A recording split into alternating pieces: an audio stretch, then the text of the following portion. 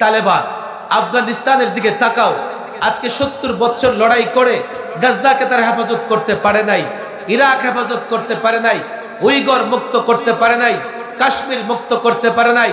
আফগানের দিকে দেখো, America, NATO, গোটা পৃথিবীর কাফের শক্তি এক হয়ে তালেবান আফগানিস্তানকে ধ্বংস করতে চেয়েছে। সেখানে দিন আছে, দিন শক্তি। এ মুসলমান বুঝো, ইসলাম শক্তি। আজকে আমাদের প্রতিবেশী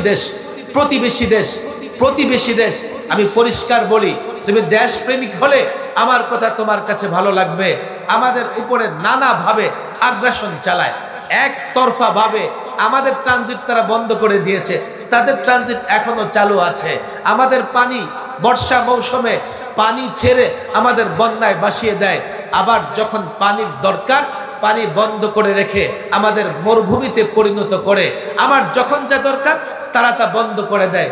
আজকে ওয়াকফ আইন বাতিল করে 5 লক্ষ মুসলমানদের ওয়াকফ সম্পত্তি তারা দখল করতেছে, মাদ্রাসা ভাঙতেছে, মসজিদ ভাঙতেছে, বাবরি মসজিদ শহীদ করতেছে। এরপরে তো বুঝো না, এই প্রতিবেশী রাষ্ট্র আমি যতই তাকে বন্ধু বলি না কেন, এই প্রতিবেশী রাষ্ট্র আমি যতই তাকে আপন মনে করি না কেন, তারা হিন্দুত্ববাদে বিশ্বাসী, উগ্রতায় বিশ্বাসী, টেরোরিস্টে বিশ্বাসী, টেরোরিজমে বিশ্বাসী। তারা কখনোই আমাদের আপন হবে না। আমরা যতই তাদের আপন করতে যাই, তাদের মনোভাব ভিন্ন। বাংলাদেশে আগ্রাসন চালাবে, এই ভূখণ্ডকে দখল করবে, এই ভূখণ্ডের মানুষদের গোলাম বানাবে। তুমি কি করে লড়াই করবে? ইমানের শক্তিতে যদি বলিয়ান না হতে পারো, তুমি কি করে লড়াই করবে? যারা বস্তুবাদী তারা কি করে হিসাব মেলাবে?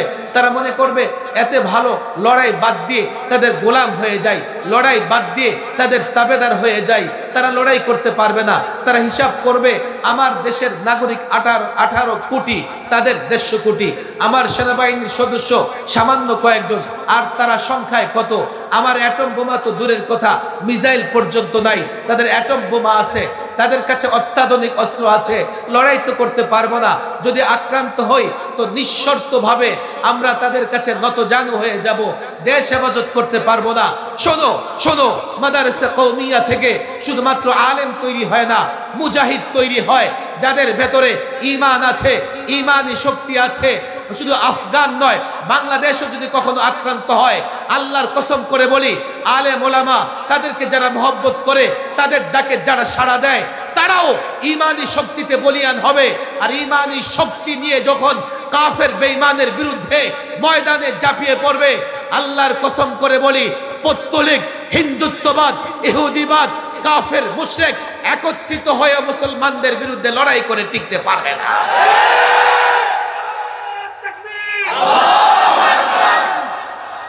পরিষ্কার কথা। ইতিহাস আপনারাও পড়েন, সোনারগাঁয়ের ইতিহাসটা পড়েন না।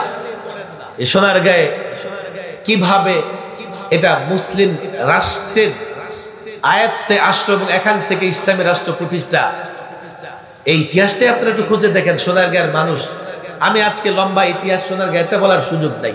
এই জন্য প্রথম কথা, মাদ্রাসা বানাবেন তো ইনশাআল্লাহ? হাত তুলে ওয়াদা করেন। এখনো জায়গার কম আছে, আমি আলেমদের বলবো উদ্যোগ নিয়ে ঠিক এই রাস্তার আশেপাশে আরো ভিতরে যান, অসুবিধা নেই, বড় জায়গা নিয়ে হাত সবাই উঠায় নেই। বলে হুজুর আমার টাকা নেই, হাত উঠে কি করব? জবানে দোয়া আছে তো নাকি? দোয়া করবো তো ইনশাআল্লাহ। এত মানুষ দোয়া করলে আল্লাহ যাদের সম্পদ দিচ্ছে ওরা এসে যাবে। হাত লম্বা হাত উঠান আর বলবেন হুজুর টাকা পয়সা নাই। আরে আজকে নেই, কালকে হতে পারে। বড় লোক হতে সময় লাগে না। আমার চোখের সামনে আমি কত শত শত মানুষকে দেখলাম 5 বছরে 1000 কোটি টাকার মালিক হয়ে গেছে। বৈধ অবৈধ কথা বলতেছি না, পাক্কা ওয়াদা করেন। এই কাজপুরে বড় প্রতিষ্ঠান দরকার আছে না নাই? আমি আলেমদের বলবো হাত নামান, একটা ওয়াদা, মাদ্রাসা করবেন। তাহলে এই যে আজকে একজনকে ঢাকা থেকে নিয়ে আসছেন, তখন আপনার মাদ্রাসা থেকে আলেম সারা দুনিয়া সফর করে বয়ান করবেন তো ইনশাআল্লাহ। আর আলেম ওলামাদের সঙ্গে সম্পর্ক রাখবেন তো ইনশাআল্লাহ। আলেমরা দুশ্মন না, আলেমরা দুশ্মন না, কারো দুশ্মন না, কারো দুশ্মন না।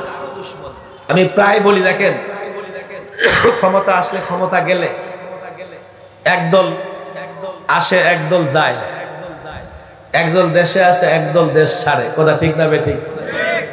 ইমাম সাহেবরা দেখছেন আজ পর্যন্ত? ঠিক আছে, ইমাম সাহেব মুক্তাদিরে নিয়ত করে না? করে তো নাকি? মুক্তাদি কি কয়? ইক্তাদাইতু বিহাদাল। ইমাম কি কয়? আনা ইমামুল লিমান হাদারা ওয়া মাইয়া। যারা আসছে ওদেরও ইমাম, যারা আসবে। এখানে কখন ইমাম বলে যারা দেশে আসছে নতুন করে ওদের ইমাম, যারা দেশ ছাড়া হয়েছে ওদের বাদ। এটা তো কয় সরকারি দলের ইমাম, বেসরকারি দলের ইমাম।